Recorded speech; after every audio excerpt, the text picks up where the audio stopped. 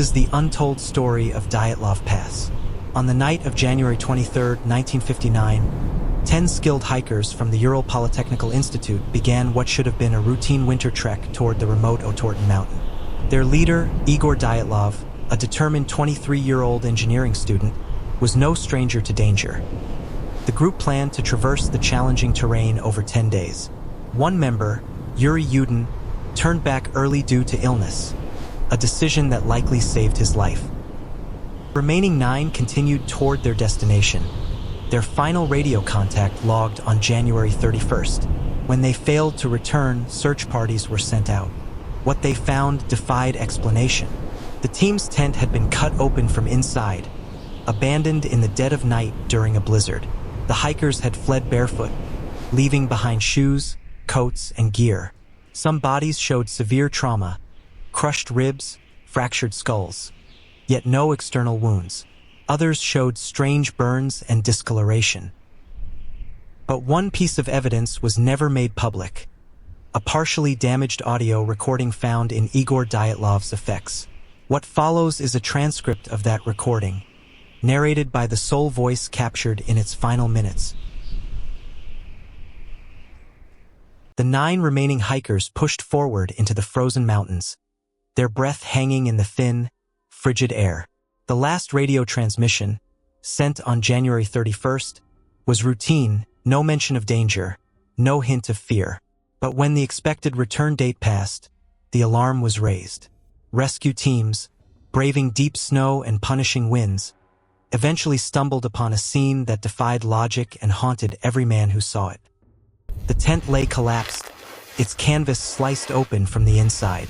The contents, boots, coats, food, were scattered, as if abandoned in desperate haste. Bare and sock-clad footprints trailed into the white void.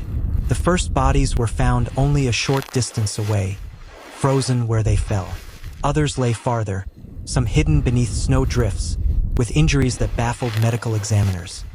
Broken ribs, crushed skulls, massive internal bleeding. Yet their skin was unbroken. No sign of struggle, no tracks from animals, no footprints beyond their own. It was as if an unseen force had struck them in the dark. The wind howled across the ridge, carrying with it the unanswered question that has haunted the world for more than 60 years. What happened that night on the slopes of Dyatlov Pass? Others showed strange burns and discoloration.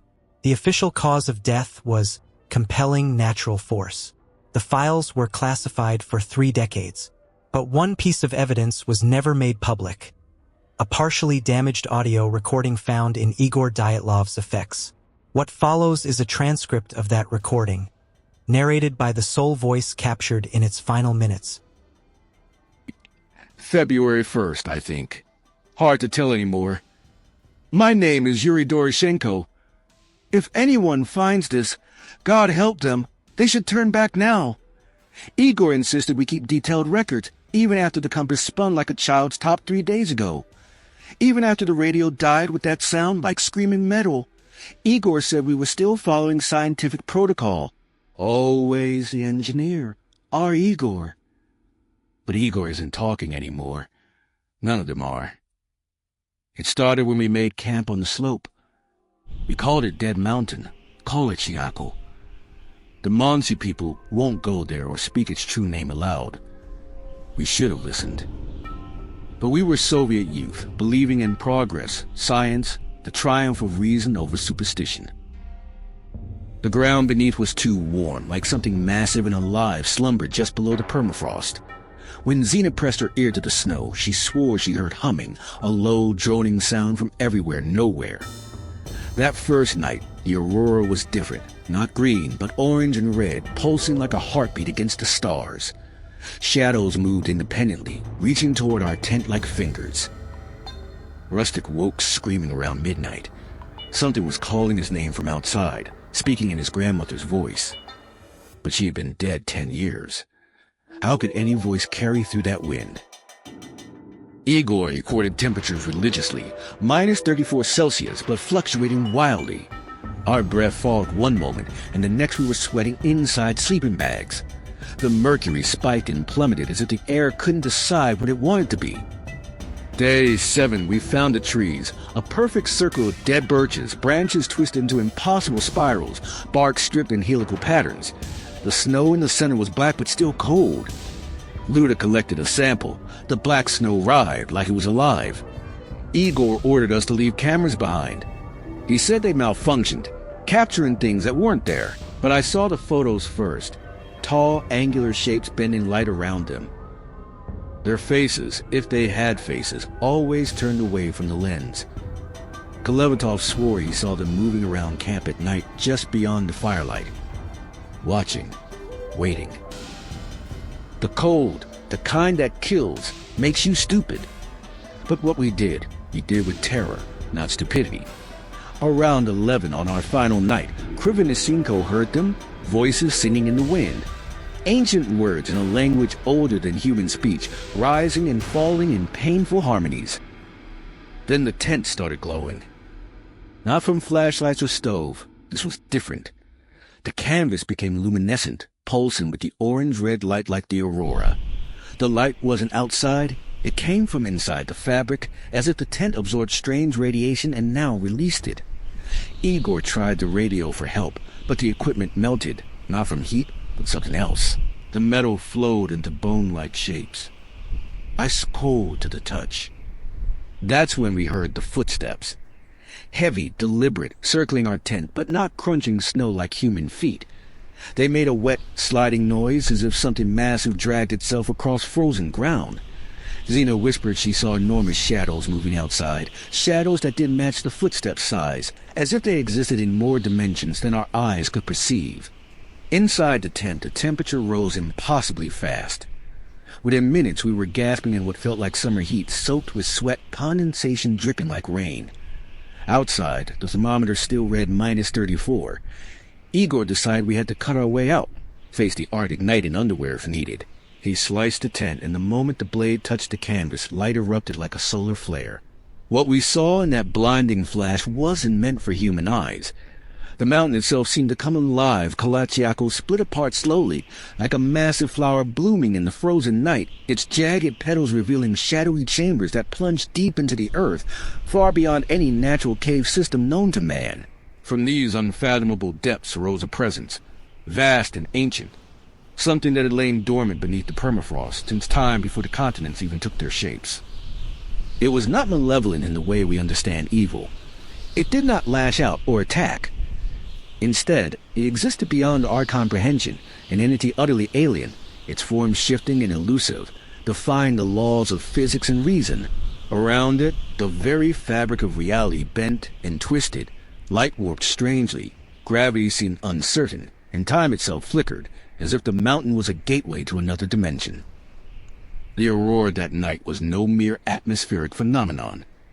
Those eerie waves of orange and red light, pulsing rhythmically like a heartbeat across the sky, were the dreams of this ancient being bleeding through our world. Its presence seeped into the air, affecting everything around us, the snow, the wind, even our minds, unraveling the boundary between what is real and what is beyond understanding. We ran, barefoot across the frozen wilderness, fleeing what our minds couldn't comprehend.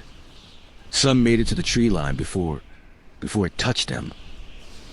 The others changed, not physically at first, but their eyes went empty, like deep water. They stopped shivering, stopped complaining about cold, standing in snow with terrible understanding. I tried to build a fire, but every flame sputtered and died. Krivonisenko helped gather wood but wouldn't look or speak. Just hummed that droning sound. By dawn, the others began to unravel. Injuries appeared without cause, crushed bones, radiation burns, trauma from inside out. They didn't scream or notice. They just kept walking deeper into the forest, following something only they could see. I'm the last one now, the only one still human. But I feel it calling to me to that voice from beneath the mountain, speaking in frequencies that bypass ears and go to bones, promising answers and an end to questions I never thought to ask. Search teams will come eventually. They'll find bodies, tent, belongings, but not the truth. How do you explain that some places on Earth are older than Earth itself? That some mountains are doorways that should never open? The radiation readings, injuries, and strange death patterns are echoes, ripples from something far beyond human comprehension. Our reality reflects only fragments of its true nature. They'll close the case, classify files, blame weather, avalanche, or military testing, anything comfortable and rational. But late at night, when the wind howls across the Urals, locals still hear it singing, still see orange lights dancing above Kolitschako. And sometimes travelers report meeting 9 figures in the forest, helpful guides who know any terrain and never feel cold. They have such empty, understanding eyes. I see it now, coming through the trees, beautiful, terrible, and completely wrong.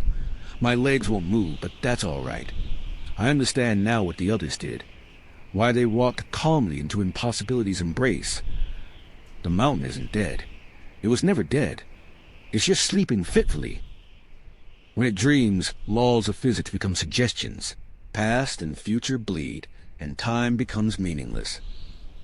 We were never going home, not after we heard its voice. The recording ends there. Searchers later found Yuri Doroshenko's body near the edge of the forest, half buried in snow. His face turned toward the mountain as if still listening. His hands clutched the frozen recorder, tape tangled in his fingers, as though he'd tried to tear it free before the final moment. There were no footprints leading away, only back toward the slope of Kolitschako, the mountain of the dead, as the local Mansi people had called it for generations. This story was inspired by the real events of the Dyatlov Pass Incident. Some details have been altered for dramatic effect, based on true events, but the truth may be even stranger.